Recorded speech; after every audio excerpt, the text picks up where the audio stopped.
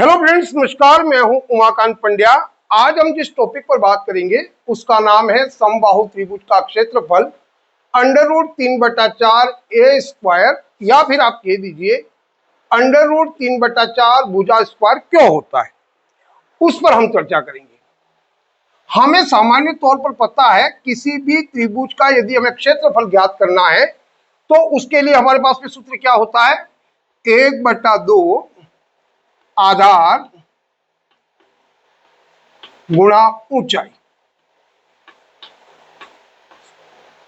जब त्रिभुज का सूत्र 1/2 आधार गुणा ऊंचाई होता है तो इस समबाहु त्रिभुज का जो सूत्र दे रखा है √3/4 ए स्क्वायर, आप या फिर आप कह दीजिए √3/4 भुजा स्क्वायर क्यों होता है, आज इसी पर चर्चा करेंगे कि इस प्रकार के सूत्र में ये 1/2 आधार इंटू ऊंचाई कैसे परिवर्तित हो गया। रियल में सूत्र ये होना चाहिए, जबकि त्रिभुज का सूत्र समबाहु का ये बन रहा है। तो इसके पीछे क्या कारण है, पर यदि आप मूल रूप में यदि इसको देखोगे तो आपको, जब मैं इसको हल करके दिखाऊंगा, आपको पता चलेगा मूल रूप में ये जो सूत्र है आपका √3/4 ए स्क्वायर, वो मूल रूप में आपका 1/2 आधार इंटू ऊंचाई ही है। ये वाला सूत्र और इस वाले सूत्र में कोई अंतर नहीं है। तो फिर इस प्रकार के सूत्रों का निर्माण क्यों हुआ, उस पर हम चर्चा करते हैं। यह वाला जो सूत्र है वो कब आता है, जब आप राइट एंगल ट्राइंगल या समकोण त्रिभुज की जब बात करते हैं तो इसमें क्या होता है, आपका मान लो, आपके पास में मान लो ये त्रिभुज है ABC, और यदि इसका आधार आपको दे रखा है, आधार कौन सा हो गया, ये वाला पार्ट BC, मान लीजिए ये आपके पास में 4 हो गया, मान लो ऊंचाई 6 होगी। अब आपको इस त्रिभुज में आधार और ऊंचाई दोनों पता है, तब आप सामान्य तौर पर इस प्रकार के सूत्र का उपयोग करते हैं। यहाँ क्योंकि 1/2 आधार कितना हो गया आपका 4, तो आप यहाँ 4 लिखते हो और ऊंचाई की जगह 6 लिखते हो। यह बात या ये सूत्र तब काम आता है जब किसी त्रिभुज में आधार या ऊंचाई दे रखी होती है। पर इस प्रकार के सूत्र का निर्माण क्यों होता है, उसके लिए हम बात करेंगे। तो ये जो हमारे पास में त्रिभुज है, उस त्रिभुज का नाम क्या है, समबाहु त्रिभुज। सबसे पहले तो ये समझिए कि समबाहु त्रिभुज क्या होता है। यदि हम समबाहु त्रिभुज की बात करें तो यहां एक शब्द आ रहा है हमारे पास में, सम। सम का मतलब क्या होता है, यदि आपका हिंदी पे थोड़ा भी कमांड है तो आप समझ जाएंगे। सम का मतलब होता है समान, या फिर आप कह दीजिए इसको बराबर। और बाहु, बाहु यानी भुजा, और यदि इंग्लिश में बात की जाए भुजा को हम साइड भी बोलते हैं। तो हम इन दो शब्दों से क्या सीखे, हम यहां से यह सीखे कि ये इस प्रकार का त्रिभुज है जिसकी सभी भुजाएं समान या बराबर हैं। ऐसे त्रिभुज को हम कहेंगे समबाहु त्रिभुज। पुनः एक बार सुन लीजिए, ऐसा त्रिभुज जिसकी सभी भुजाएं समान या बराबर होती हैं, इस प्रकार के त्रिभुज को हम कहेंगे समबाहु त्रिभुज। अब मैं आपसे एक बात कहता हूं, उसको बड़े ध्यान से सुनिए। हमारे पास में जो त्रिभुज है, ये वाला मान लीजिए त्रिभुज है, इसकी एक फिजिकल बॉडी, फिजिकल बॉडी का मतलब बाहर से दिखने वाली बॉडी।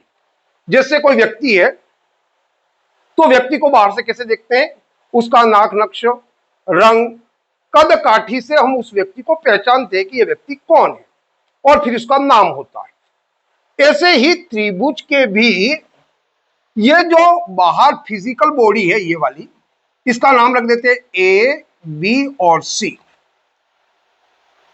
इसमें आपको पता है कि इसकी 3 भुजाएं होती हैं। किसी भी त्रिभुज की 3 भुजाएं होती हैं, वह सामान्य से सामान्य स्टूडेंट को भी पता होता है। और यह बात शायद आपको भी पता होगी कि त्रिभुज की 3 भुजाएं होती हैं। अब दूसरी चीज क्या हो कि 3 भुजाओं के साथ में ही 3 शीर्ष होते हैं। उसको लिखने के लिए अब शीर्षों की बात करें तो शीर्ष A, बी और शीर्ष सी के रूप में इस प्रकार से लिखते हैं। यदि इसको किस प्रकार से लिखते हैं वो भी पता नहीं है, तो हम कभी नेक्स्ट वीडियो में जब बात करेंगे कि इसकी भुजाओं को कैसे लिखेंगे, उसके शीर्षों को कैसे लिखेंगे, उस पर भी बात कर लेंगे। तो ये हो गया आपके शीर्ष। साथ में ही इसके अंदर कोण होते हैं। एक त्रिभुज के अंदर कितने कोण होते हैं? एक त्रिभुज के अंदर 3 कोण होते हैं। तो कोणों को कैसे लिखते हैं? कोण ए, कोण बी और कोण सी के रूप में। ये जो कोण होते हैं, इन तीनों कोणों का योग, यदि इनके योग का मतलब इनकी जोड़ की बात की जाए, तीनों कोणों का योग 180 डिग्री होता है। यह आपको पता होना चाहिए। मैं यहां पर कुछ इस प्रकार की भाषा का प्रयोग कर रहा हूं जिससे साधारण से साधारण स्टूडेंट के दिमाग में भी यह बात आ जाए कि इस प्रकार के सूत्र का निर्माण क्यों हुआ, और सामान्य से सामान्य या कमजोर से कमजोर बच्चा भी इस बात को समझ पाए कि हम यहां पर क्या कर रहे हैं। अब देखिए, कोई भी त्रिभुज हो, इसके तीनों कोणों का योग, त्रिभुज के तीनों कोणों का योग 180 डिग्री होता है। वो आपको हमेशा याद रखना है। अब मूल बात पर चलते हैं। हमें किसी व्यक्ति की फिजिकल बॉडी, व्यवहारिक जीवन में भी यदि बात की जाए तो किसी व्यक्ति की फिजिकल बॉडी का मतलब भौतिक, जो बाहर से शरीर दिखता है, उससे हम उसकी पहचान नहीं कर सकते पूर्ण रूप से। आप रंग से, कद काठी से या उसके रूप से हम उसके गुणों का पता नहीं लगा सकते कि यह व्यक्ति कैसा है।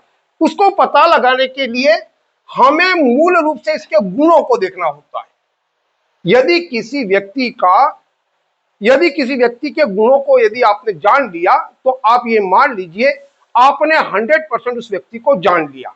यदि बाहर फिजिकल बॉडी को देख करके आपने उसको कह दिया अच्छा या बुरा है, तो वो आपके लिए घातक हो सकता है। इसी प्रकार से किसी भी शेप को यदि आप देखते हो तो उसको देख करके सीधी सीधी बात नहीं की जा सकती कि इस शेप के बारे में क्या है। तो हमें इसके लिए हमें जानना होगा इसके गुणों को। अब हम बात करते हैं इसके गुणों की। अभी मैंने आपसे कहा कि त्रिभुज के तीनों कोणों का योग, कोण ए, कोण बी और कोण सी का नाप 180 डिग्री होता है। अब इसमें क्या गुण होता है वो देखिए। यहां पर हम बात कर रहे हैं समबाहु त्रिभुज की। समबाहु का मतलब ऐसा त्रिभुज जिसकी तीनों भुजाएं बराबर हैं।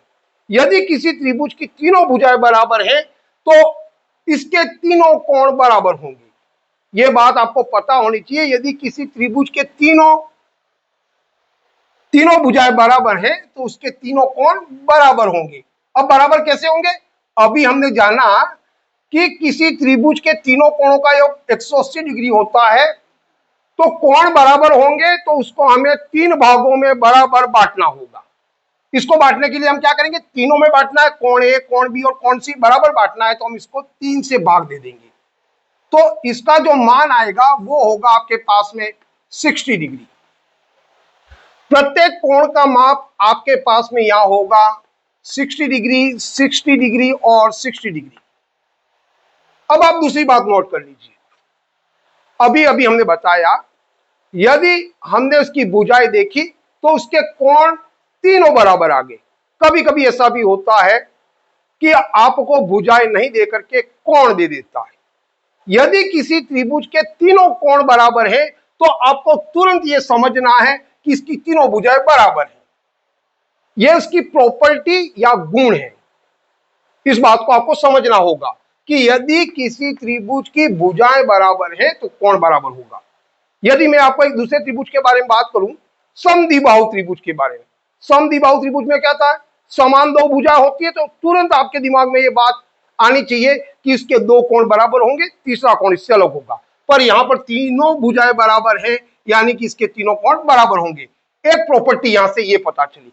एक बहुत ही महत्वपूर्ण प्रॉपर्टी समबाहु त्रिभुज से संबंधित आप सुनिए, यह आपके लिए बहुत महत्वपूर्ण है।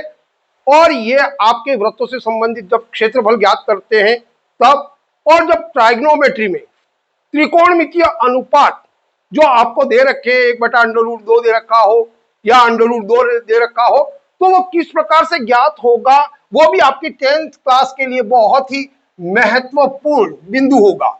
यदि आपने इसको जान लिया तो आप ये मान लीजिए कि त्रिकोणमितीय अनुपात ज्ञात करने में आपके लिए बहुत ही सहायक होगा। अब देखिए, यह बहुत ही महत्वपूर्ण बिंदु है, इसको बड़े ध्यान से सुनिए। यदि कोई त्रिभुज है, यह त्रिभुज कौन सा? समबाहु त्रिभुज, यानी कि हमें पता है कि इसकी तीनों भुजाएं बराबर है। क्यों भुजाएं बराबर है? इसके नाम से पता चला कि ये समबाहु त्रिभुज है।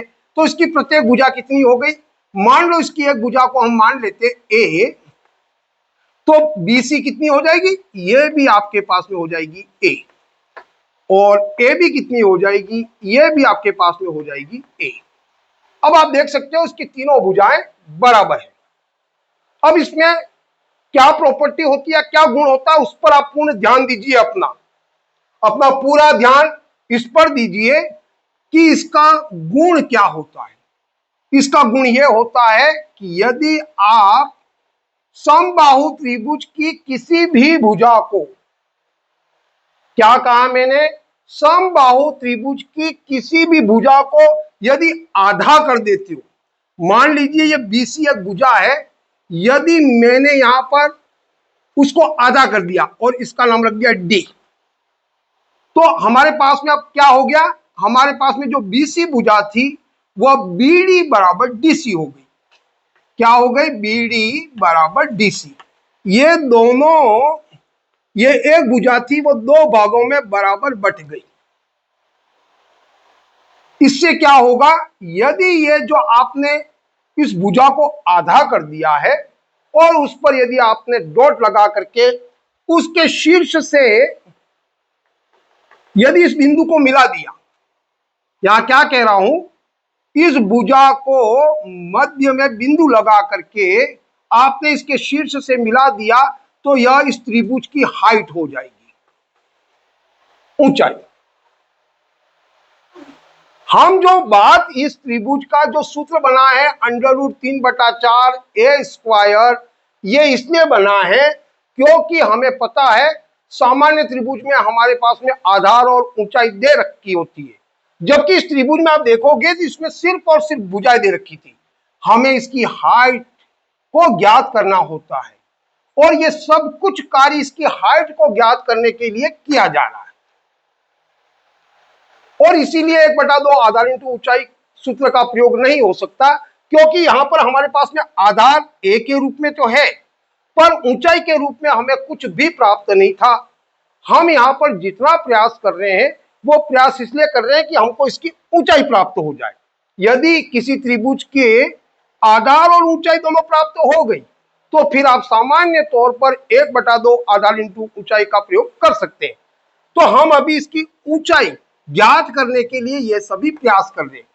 अब इसकी हाइट देखिए, मैंने अभी कहा यदि इस त्रिभुज का किसी भी भुजा को आपने आधा करके डॉट लगा करके सामने वाले शीर्ष से आपने मिला दिया, तो यह इस त्रिभुज की ऊंचाई हो जाएगी, या कह दीजिए लंब हो जाएगा। यदि ऊंचाई या लंब हो गया तो फिर क्या होगा? ये वाला पार्ट आपका 90 डिग्री, ये जो कोण बनाएगा वो कितना बनाएगा? 90 डिग्री। ये भी बात आपको पता होनी चाहिए, जब भी किसी भी चीज की हाइट ज्ञात करते हैं तो हम उसकी सीधी हाइट ज्ञात करते हैं। कहने का मतलब वहां पर बनने वाला एंगल 90 डिग्री का होगा, तो यहां पर भी ये एंगल कितना हो गया? 90 डिग्री का। आप प्रैक्टिकल करके अपने कागज पर देख सकते हो। समबाहु त्रिभुज को बनाकर इसका एक बिंदु लगा दीजिए बीच में और शीर्ष से मिला दोगे, तो यह इसकी ऊंचाई भी हो जाएगी और स्वतः ही आपको 90 डिग्री का एंगल यहां पर प्राप्त हो जाएगा। अब इससे हमारा क्या फायदा होगा वो देखिए। यह हो गई हमारे पास में हाइट प्राप्त, पर अभी भी यह हाइट कितनी है वो हमें पता नहीं है। हम यहां पर यह प्रयास करेंगे कि इसकी हाइट कितनी है वो हमें पता चल जाए। अब इसके लिए हम क्या करेंगे वो देखिए। अब ये जो समबाहु त्रिभुज था वो अब हमारे पास में दो भागों में बट गया है। यहां इस वाली भुजा के जो सेंटर वाला बिंदु लिया आपने, मध्य वाला बिंदु, और इसके शीर्ष को मिलाने से ये जो समबाहु त्रिभुज था वो अब हमारे पास में दो भागों में बट गया, 1 और 2। और आप यहां से देख सकते हो ये जो दो त्रिभुजों में बटा, दोनों ही त्रिभुज आपके समकोण त्रिभुज है। कौन से त्रिभुज है? यहां पर समकोण त्रिभुज। तो अभी देखिए कौन सा त्रिभुज हो गया, ये वाला देखिए, ये हो गया हमारे पास में A B D, A B D, और दूसरा त्रिभुज क्या हो गया, ए डी सी। ये हो गया हमारे पास में ए डी और सी। अब हम यहां पर क्या देखते हैं, सबसे पहला काम हमने समबाहु त्रिभुज में क्या किया, ये जो आधार था उसको मैंने आधा कर दिया, यानी कि इसकी पूरी भुजा ए थी, उसको दो बराबर भागों में बांट दिया। मान लो आप के पास में ये भुजा 8 होती, तो इसको दो भागों में बराबर बांटते तो आप क्या करते, इसमें 2 का भाग देते। यदि आपने 2 का भाग दिया तो इसका जो भागफल कितना आता, 4। पर अभी भुजा हमारे पास में ए है पूरी, हमें यह किसी संख्या के रूप में प्राप्त नहीं है, तो फिर हम सामान्य तौर पर इसको कैसे लिखेंगे, बस आपके पास में संख्या नहीं है तो आपने इसको ए माना है, तो आप यहां पर ए लिख दीजिए बटा 2 लिख दीजिए। भले ही इसका अभी भागफल आपको प्राप्त नहीं हो, पर ऐसा लिखने का मतलब भी तो 4 ही है, तो फिर ए बटा 2 लिख दिया, तो इसका मतलब भी इस भुजा का, ये जो पूरी भुजा इसका आधा आ जाएगा। यहां क्या लिख देते हैं, ए बटा 2, और ये भी आ गया आपके पास में ए बटा 2। इस प्रकार से हमारे पास में 2 भागों में बट गया। यदि आपको थोड़ा सा नॉलेज है तो ए बटा 2 और ए बटा 2 को जोड़ दीजिए, एलसीएम लेकर के पुनः आपको ए प्राप्त हो जाएगा। ये चीजें सामान्य आपको आनी चाहिए। ये बात आपको अभी समझ में आ गई होगा कि ये ए बटा 2 और ए बटा 2 के रूप में बढ़ गया, यानी कि बी डी ये वाला पार्ट ए बटा 2 हो गया, तो डी सी भी 1 बटा 2 हो गया। ये वाली भुजा ए है, ए बी ए है। अब बताइए एसी कितनी है, तो एसी भी ए ही है। क्यों है, क्योंकि हमारे पास में ये समबाहु त्रिभुज है, हमने इसको 2 भागों में बांटा, ये भुजा जितनी थी उतनी भुजा ये है। कहने का मतलब ये भुजा दोनों बराबर होगी, इसको हमने आधा आधा किया, ये वाली भुजा और ये वाली भुजा दोनों बराबर होगी। और ये वाली भुजा एडी, ये वाली भुजा और इस वाली भुजा को देखिए, एडी जो भुजा है आपके पास में वह इन दोनों त्रिभुजों की उभयनिष्ठ भुजा है, यानी कि यह भुजा दोनों त्रिभुजों में काम कर रही है, यानी कि इसकी जितनी ऊंचाई है, इसकी जितनी ऊंचाई है उतनी कितनी ऊंचाई इसकी भी है, यानी कि एडी बराबर एडी। अब आप देख सकते हो यहां पर ये दोनों त्रिभुज सर्वांग सम त्रिभुज हो गए। आप जब समरूप और सर्वांग सम त्रिभुज पढ़ेंगे तब आपको पता लगेगा, यदि इसकी तीनों भुजाएं बराबर है, यानी कि आपके पास में जब वो नियम काम करेगा S S S, side side side, यदि किसी त्रिभुज की तीनों भुजाएं बराबर है, यानी कि ये दोनों सर्वांग सम, सर्व अंग समान, यानी कि इसके सभी भुजाएं बराबर है, तो ये दोनों सर्वांग सम त्रिभुज होंगे और इन दोनों त्रिभुजों का क्षेत्रफल भी बराबर होगा और दोनों ही त्रिभुज बराबर होंगे। तो अभी तक हमने ये देखा, इन दोनों त्रिभुजों को अलग करने पर हमें 2 सर्वांग सम त्रिभुज प्राप्त हो गए, पर अभी भी हमें यहाँ हाइट प्राप्त नहीं हुई है। हमारा प्रयास है इसकी हाइट को ज्ञात करने के लिए। अब इसकी हाइट हमको कैसे प्राप्त होगी, उसके लिए हमने पिछले वीडियो में बात की थी पाइथागोरस प्रमेय की। यदि आपको याद हो या यदि आपने वीडियो देखा हो तो आपको पता होगा, पाइथागोरस में हमने ये बताया था कि यदि समकोण त्रिभुज हमारे पास में, क्योंकि ये दोनों ही 90 डिग्री के एंगल पे, ये वाली भुजा ये, तो ये 90 डिग्री के एंगल पर ये भी समकोण है और ये भी समकोण है। यदि हमारे पास में कोई समकोण त्रिभुज है और यदि हमारे पास में इसकी 2 भुजाएं हमको ज्ञात है, तो तीसरी भुजा को हम पाइथागोरस प्रमेय के द्वारा बड़े ही आसान तरीके से ज्ञात कर सकते हैं। यदि आप इसको देख रहे हैं और आपको पाइथागोरस का नॉलेज नहीं है, तो एक बार पाइथागोरस प्रमेय कर्ण स्क्वायर बराबर लंब स्क्वायर प्लस आधार स्क्वायर वाला जो मैंने बनाया है या बताया, उसको पहले देख लीजिए, तभी आपको इस बात का पता चलेगा। हमें यहाँ पर 2 भुजाएं कौन सी पता है, एक तो ये वाली भुजा ए के रूप में, इसको आधा कर दिया तो ए बटा 2, क्योंकि हमें एक ही समकोण त्रिभुज की आवश्यकता है, तो हम इसी त्रिभुज को लेकर के इसकी हाइट ज्ञात कर लेंगे। ये वाला पार्ट ज्ञात करते हैं, इस त्रिभुज का क्या आ जाएगा आपके पास में, हाइट। तो अब हम इस पे काम करते हैं, हम इसका एडी ज्ञात करते हैं। आपको पता है इसको हम नीचे जो वाला पार्ट है इसको कह देते हैं आधार, और 90 डिग्री के एंगल से जो जुड़ा हुआ पार्ट है आपके पास में इसको हम बोल देते हैं लंब। और इन दोनों से जो बड़ी भुजा है ए बी, ये हो गया हमारे पास में कर्ण। पाइथागोरस प्रमेय में हमने क्या पढ़ा कि यदि दो भुजा दे रखी है तो तीसरी भुजा को ज्ञात कर सकते। अब आप पाइथागोरस प्रमेय को याद कीजिए कि पाइथागोरस प्रमेय में हमने क्या कहा था कर्ण स्क्वायर बराबर लंब स्क्वायर प्लस आधार स्क्वायर।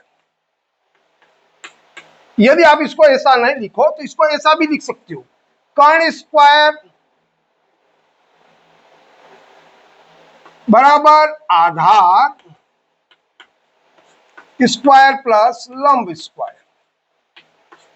इसका मतलब मैंने समझा दिया था कि कर्ण स्क्वायर का मतलब यहां कर्ण पर जो क्षेत्रफल है वो इन दोनों क्षेत्रफलों के योग के बराबर होता है। तो हमें यहां पर क्या दिखा रहा है, वर्गों के क्षेत्रफल। हमें वर्गों का क्षेत्रफल नहीं ज्ञात करना, हमको इसकी भुजा ज्ञात करनी। तो पहले हम लेते हैं कर्ण स्क्वायर, पहले इसको हल कर देते हैं थोड़ा सा। कर्ण स्क्वायर हमें ज्ञात क्या करना है, लंब। तो पहले हम इसकी बाई टीपी कर लेते हैं जिससे आपको सवाल सरल करने में बड़ी आसानी रहेगी। तो देखिए इसको यदि मैंने यहां से यहां कर दिया तो कर्ण स्क्वायर हो गया, और हमें पता बाई टीपी करने पर ये वाली संख्या प्लस में है तो यहां आकर के किस में हो जाएगी, माइनस में, और ये हो गया आपका आधार स्क्वायर।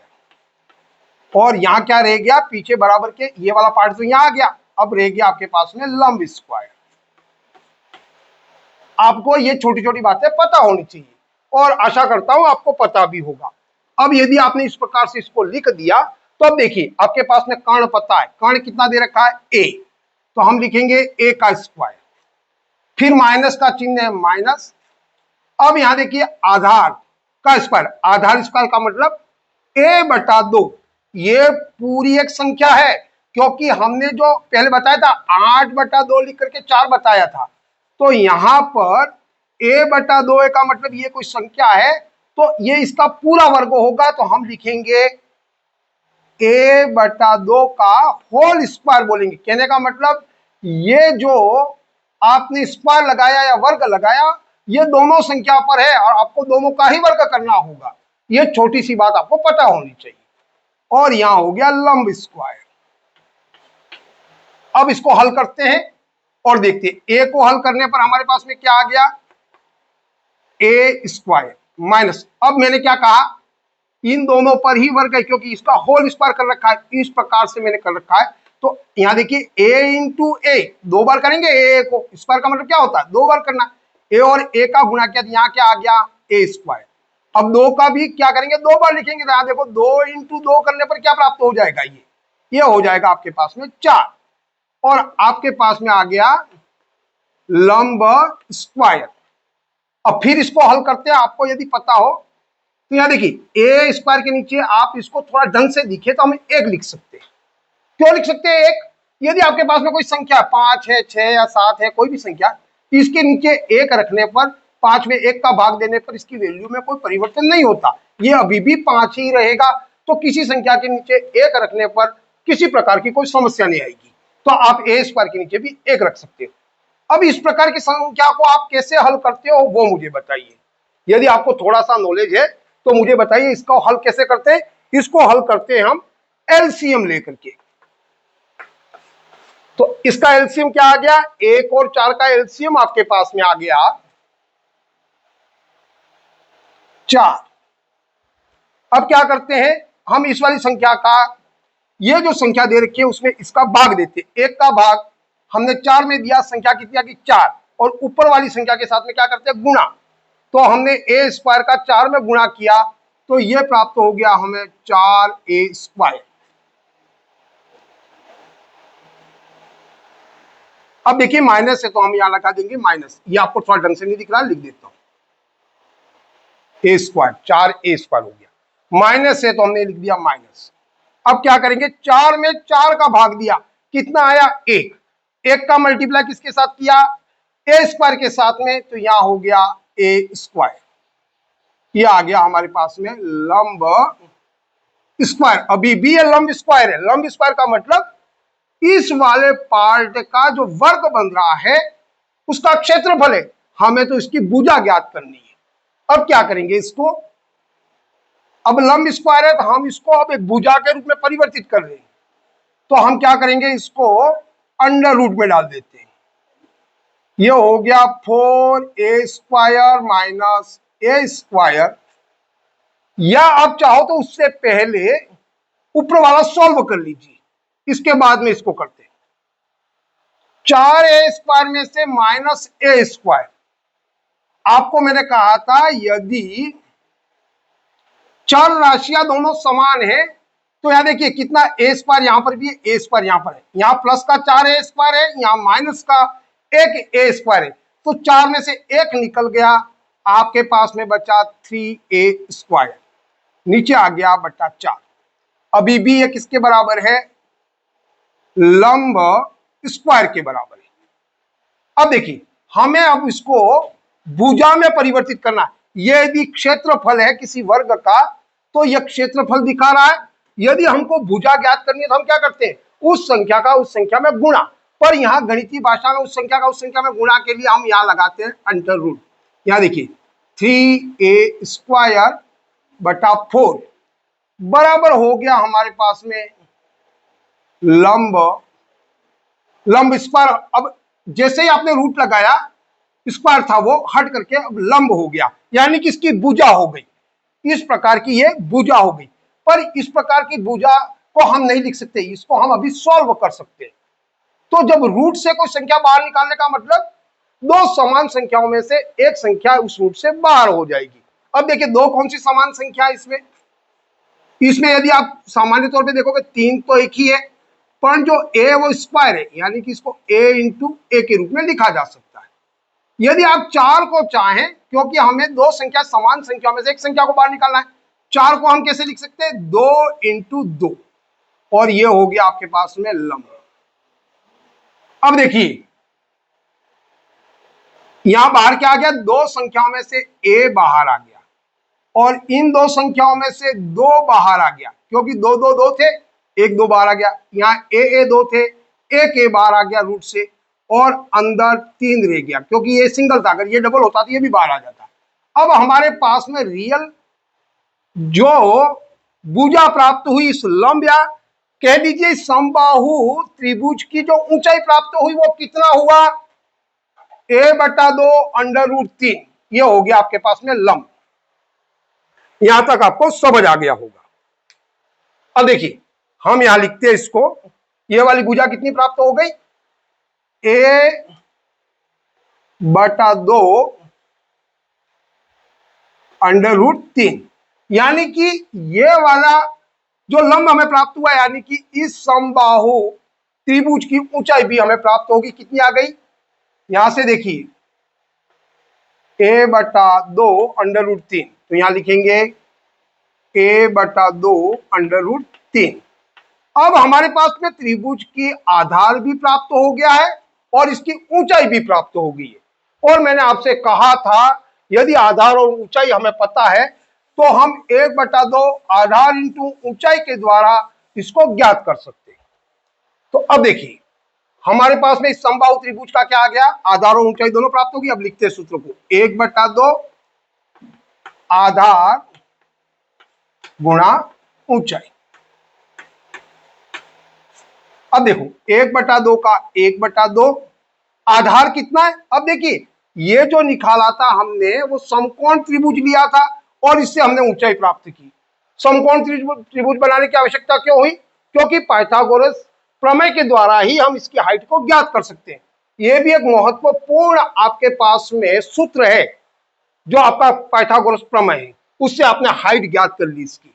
तो इसकी हाइट कितनी आ गई, a/2 अंडर रूट 3। और अब देखिए क्योंकि हमको तो समबाहु त्रिभुज का क्षेत्रफल ज्ञात करना था, इसकी पूरी भुजा कितनी होगी, a, जबकि हमने समकोण त्रिभुज लिया था तब a/2 लिया था। इस समकोण त्रिभुज के माध्यम से हमने इसकी हाइट ज्ञात करने के लिए ये वाला पार्ट लिया था, पर अब हम कर रहे हैं समबाहु त्रिभुज, इसकी बीसी भुजा पूरी लेंगे, आधार ये हो जाएगा, तो इसकी भुजा कितनी हो जाएगी आपके पास में a। तो अब देखिए आधार कितना है इसका, तो आ गया आपके पास में ए। और यदि ऊंचाई की बात की जाए तो अब ऊंचाई हमने प्राप्त कर ली है पाइथागोरस प्रमेय से, a/2 फिर क्या रहा है √3। अब आप इसको बड़े ही ध्यान से देखिए, ये ऊपर वाली संख्या को ऊपर लिख दीजिए, नीचे वाली संख्या को नीचे लिख दीजिए। यदि यहां से पता नहीं चले तो आप ऐसा कर दीजिए, नीचे एक कर दीजिए, नीचे एक कर दीजिए। और यहां का मतलब भी, इसका मतलब भी गुणा ही है। अब देखिए, एक का ए में गुणा किया, ए आ गया, ए में ए का गुणा किया, ए स्क्वायर आ गया, तो यहां लिखेंगे ए स्क्वायर, और साथ में क्या आ गया √3। अब देखो नीचे वाली संख्या को देखिए, 2 में 1 का गुणा किया 2, 2 में 2 का गुणा किया 4, 4 में 1 का गुणा किया तो 4। तो ये कुछ इस प्रकार से आपके पास में सूत्र प्राप्त हुआ, a² √3/4। आप इसको इस प्रकार से भी लिख सकते हो, कैसे, √3 आगे आ गया, a² पीछे आ गया, और बटा हो गया 4। क्यों लिख सकते हैं? क्योंकि ये दोनों मल्टीप्लाई की संख्या है। हमारे गुणे की संख्या में 4 × 3 लिख दीजिए, चाहे आप 3 × 4 लिख दीजिए, दोनों का जो गुणनफल आएगा सेम आएगा। तो आप इसको कुछ इस प्रकार से लिख सकते हो। यहाँ a² की जगह कभी कभी आपको भुजा भी दे रखा होता है, तो यदि आपने a की जगह भुजा मान लिया होता तो यह भुजा होती, यह भुजा होता, इसका माप भी भुजा होती, और आप भुजा बटा 2 करके यदि हल करते तो वो भी कुछ इस प्रकार से प्राप्त होता। बीज गणित में आप किसी भी माप को शब्दों से या इंग्लिश के लेटर से, किसी से भी आप इसको लेकर के इस प्रकार से हल कर सकते हैं, और इस प्रकार से आपको इसकी जो ऊंचाई प्राप्त हुई a/2 √3, यह बहुत ही महत्वपूर्ण है। आपकी त्रिकोणमितीय अनुपात जब ज्ञात करोगे तब भी यह चीज आपके काम आएगी। और मान लीजिए आपके 70% मैथ में इन त्रिभुज का काम पड़ता है, और यदि आपने इसको सही ढंग से समझ लिया तो आपके लिए दूसरी प्रश्नावलियों को हल करने में बहुत सहायता प्राप्त होगी। आज के लिए बस इतना ही। यदि आपको यह प्रयास बहुत अच्छा लगा हो तो आप इसके लिए लाइक कीजिए, कमेंट कीजिए, और यदि ज्यादा पसंद आए तो आप इसको सब्सक्राइब कीजिए। आज के लिए बस इतना ही। जय हिंद, जय भारत।